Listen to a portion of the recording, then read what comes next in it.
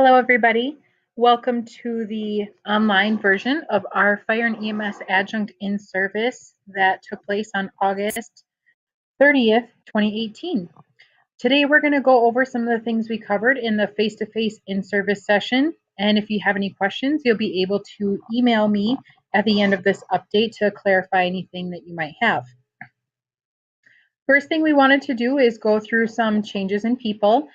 First, this is our Executive Dean, Shelly Olson. She is not new to CVTC. Actually, she has been here for 25 years, but maybe you have not seen her before. Shelly is the one who will be signing all of your time cards, and she's also going to be your contact person for anything that would relate to the fire and EMS program that would be above the program director and or the continuing education coordinator. This is myself, Cassandra Merrow. If I have not met you before, please call me Sandra. Chris McHenry has resigned from CVTC, so I have taken over as the program director. However, my position will also include instruction. So I will be 50% program director, 50% instructor. My duties will oversee all of the EMT, paramedic, and firemedic programs here on campus and at our satellite campuses. The person you will meet next, Mark Schwartz, is going to be our new continuing education coordinator. Mark will essentially handle all initial or continuing education that's going to happen in our area communities. So Mark will take over the American Heart Association Training Center coordinator. He'll be your contact point for any of the initial fire courses, and he'll also be your contact point for any level of EMS refreshers. Mark will be starting in September 24th. In the interim, you can contact me with any questions that would relate to duties under Mark's position. Other members of our team, this is Red. You should already know Red. He's going to continue working in the Fire Safety Center, along with some of our other fire technicians, Chad Peterson at the top, Chris Turner on the right, and Draz, real name is Greg. We go by Draz for him. He is down below. These are some of our full-time faculty members. Scott Tillotson is one of our EMS instructors who currently teaches in the paramedic program. Tiffany Esser, another full-time instructor who teaches in the paramedic level program. Jennifer Niemeyer, who currently teaches in the EMT level programs and AEMT. And these are some of our adjunct members who are teaching credit courses this fall. We have Christina Schwartz at the top, Jen Strunzi at the right, and Jeff Rixman down below. Jeff will be teaching the River Falls course. Christina and Jen will be teaching in Osseo and in Eau Claire. If you have not been to our ESEC campus before, this is Tammy. Tammy is our equipment manager for everything that goes in and out of the campus. If you have any equipment needs or if you are returning any equipment, she will be your contact point. Jackie Blum is our campus assistant. She will be your contact point if you are the lead instructor for any non-credit course, and she will get you your packets ready that have the roster and all the required information for teaching on or off campus. Many of you have not met Brenda Minen before, but she's actually been our program assistant for the last couple years. Brenda has many hats that she wears on our campus, but the two that are most pertinent to adjunct faculty would be assigning instructors to a course and will be your contact point if you have time card questions. Jerry Moldenhauer is the student success specialist for our fire and EMS programs. You will contact Jerry if you have any questions about continuing your own education at CVTC. A little bit later on, I'll be going through some of our accrediting body requirements. And if you are looking to continue your education to obtain associate's degree, Jerry has information on how to do that for either paramedic, firemedic, or the individual assessment degree. A few policies to review. The two main ones that come up for our adjunct and TA members are locking doors, the times of when our doors lock. The doors are scheduled to lock at the end of any class schedule. If you need an access card between now and September 24th, please contact myself or Red. After September 24th, if you are working in a Con Ed area, please contact Mark. If you have any accidents or emergencies, please contact safety and security right away. or contact 911 if you have a significant emergency.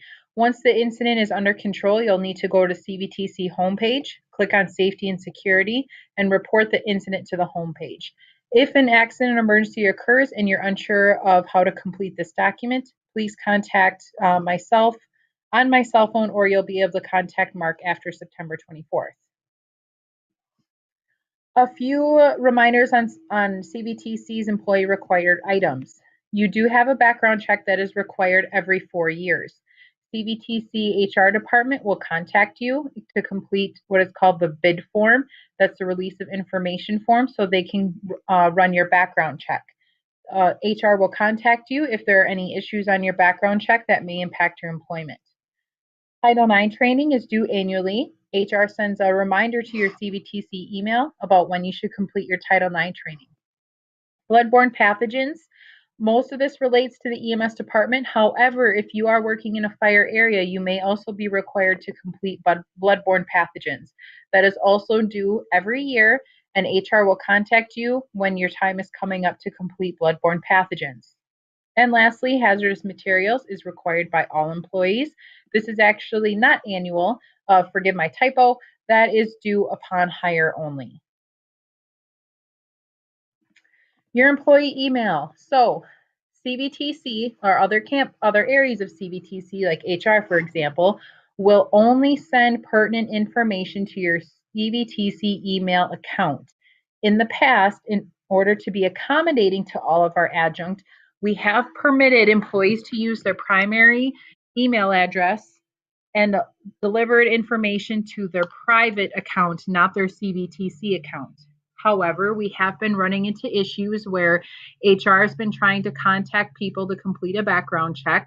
We've been trying to contact people to update information or to get copies of their new EMT license or their local credentialing agreement.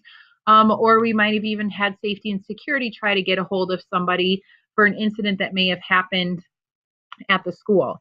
Because it only goes to a person's employee email address, if that employee is not regularly checking it, they're not receiving the information, and some of that information could impact their employment.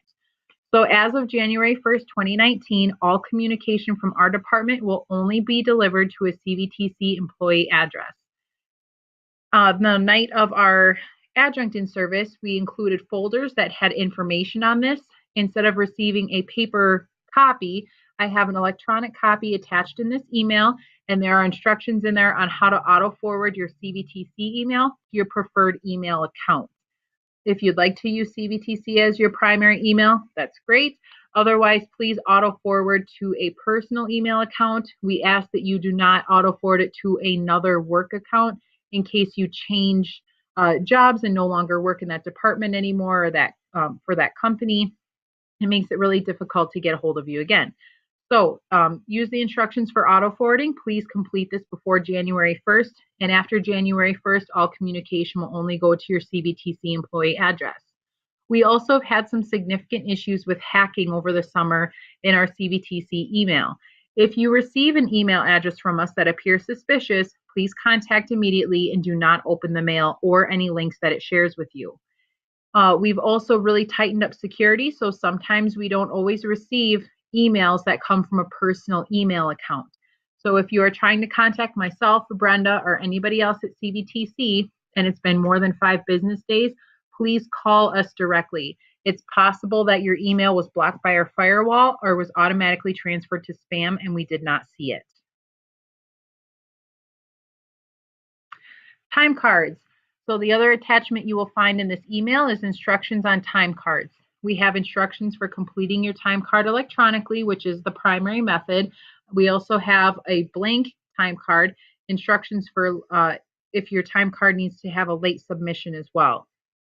Time cards are due bi-weekly on Fridays. Reminders are sent to your CVTC email account on Wednesdays. If you do not see the correct position, please call Brenda. Positions that we do have at CVTC that you may see on your time card are adjunct credit, adjunct non-credit, IA2, or IA1. I'll let you read through this, and it details some different responsibilities under each position. Again, if you're unsure of your position, please contact Brenda. If there's no time card activity within 12 months, that employee may be moved to an inactive status. In order to remain an active employee at CVTC, you must work once in at least once in a calendar year. This is for reporting for the state. So this is not a CVTC rule. This is actually a state mandated rule for employee records from our HR department. Higher Learning Commission. So earlier I mentioned how you might need to continue your education possibly at CVTC. So HLC initiated a requirement about 3 years ago that requires any instructor for a credit course. So for us, that would mean EMT or anything in the paramedic or fire medic program must have 1 degree higher than the level of course that they are teaching. This does not include non-credit. So you can teach anything in refreshers or any non-credit courses out in our community without this requirement. If you need an associate's degree, please contact Jerry Moldenhauer. If you are teaching non-credit, you can contact our continuing education coordinator for the requirements to teach non-credit. For fire courses, that mainly is Fire Instructor 1. EMS, I'm going to be going through a little bit later on the EMS requirements. For each position, so for our teaching assistant, which is just an assistant to the lead instructor, you need a current state of Wisconsin provider license, an instructor 1 license, which does not have a course requirement. You only need to apply on e-licensing, but you do need 2 years of verified experience with a signed letter from your employer. Once you complete your instructor 1 license, you then need to complete your local credentialing agreement with CVTC on e-licensing. If you have questions on this, please contact me. General responsibilities are assisting the lead instructor. Adjunct for non-credit. So this is when you are the lead instructor of a non-credit course. An example would be any level of refresher or any of our ACLS or PALS courses or CPR. You do need a state of Wisconsin provider license, EMS instructor 2 license, and you also must have National Registry at or above the level you are teaching.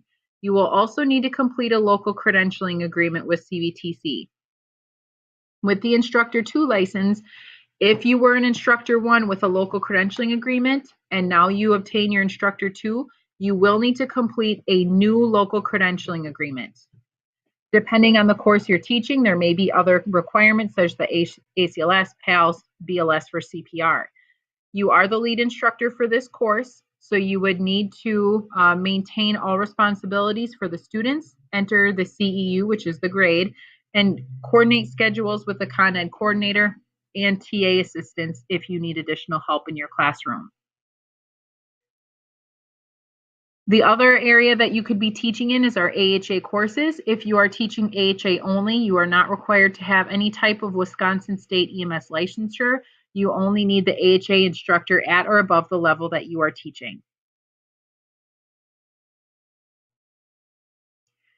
Adjunct credit. So here's where you would need those requirements by HLC. If you are teaching in one of our credit courses, such as an EMT or one of our paramedic or fire medic courses, you need our state of Wisconsin EMS provider license. You also need the instructor 2 license, National Registry at or above the level teaching, local credentialing agreement with CVTC. As a reminder, your your instructor 2 license does need to be renewed every 2 years, the same time you complete your provider license. Provider license always needs to be completed first. Once you get your provider license, you can then complete your instructor 2 license. For credit, you also need an educational degree, 1 level above the course being taught. EMT is a technician course, so you would need, a tech diploma course, so you would need an associate's degree to teach in EMT. If you're teaching a paramedic, you need to have a bachelor's degree. You are responsible for everything in this course, so it would be facilitating all didactic and lab content, entering the grades, no-shows, evaluating the students, and your coordination would be with me. If you are an AHA instructor, we have made some changes. The cost of the cards were reduced as of August of this year. AHA is requiring e-cards as of July 1st, 2019. We have no choice in that. We have to comply with AHA. We will continue to use TC Tracker until July 1 of 2019, and then we will likely change only to the AHA network. All instructors will be required to complete their documentation in the AHA network, which really makes TC Tracker of no use to us anymore. We will start orientation on eCards in January of 2019 to give us 6 months to get everybody up to date and prepared for the electronic card transfer. We are planning on holding an AHA instructor update later on this fall. To obtain an Instructor 2, I have included a web link in the email. Instructor 2 is now available all online and free. For any course that you would like to be or for any course that would be the lead instructor, you will need the Instructor 2 certification.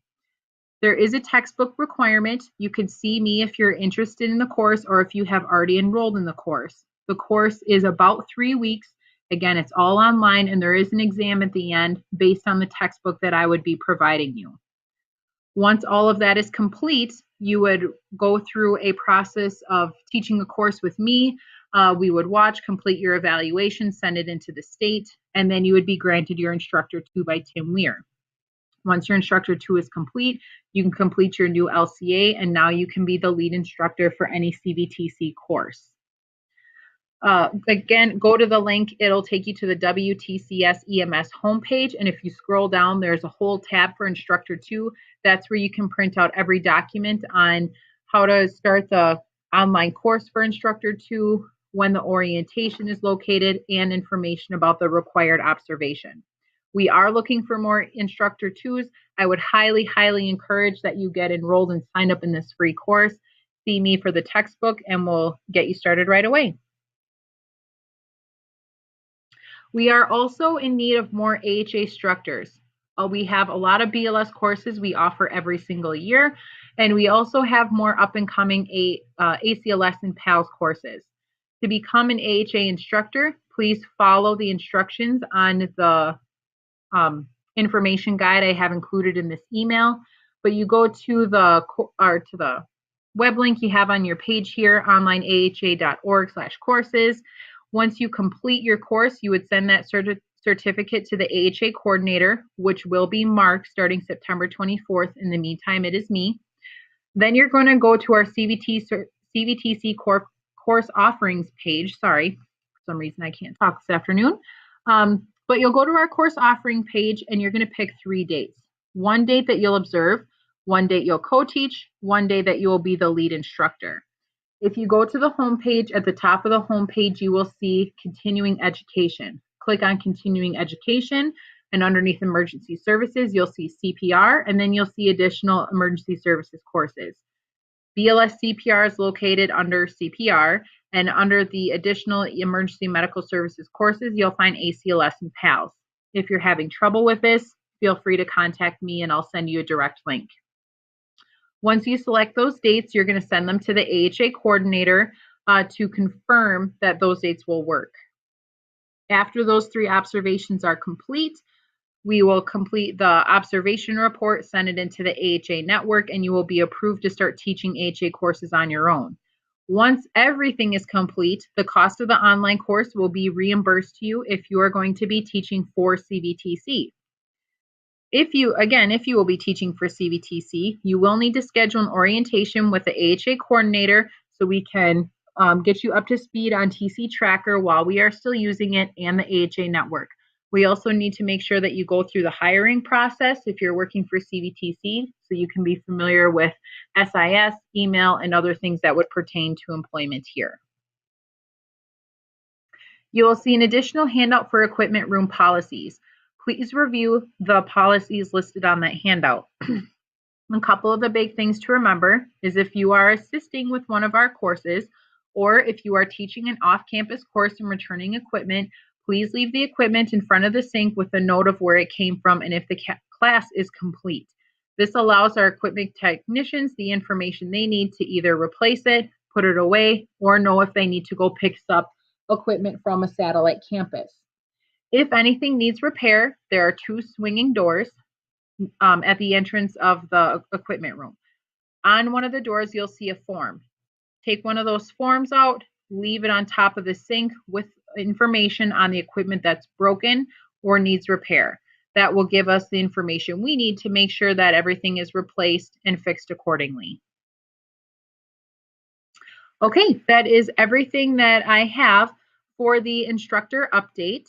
Please review all of the materials that are included in the email, and if you have any questions, you can contact me directly. Thank you.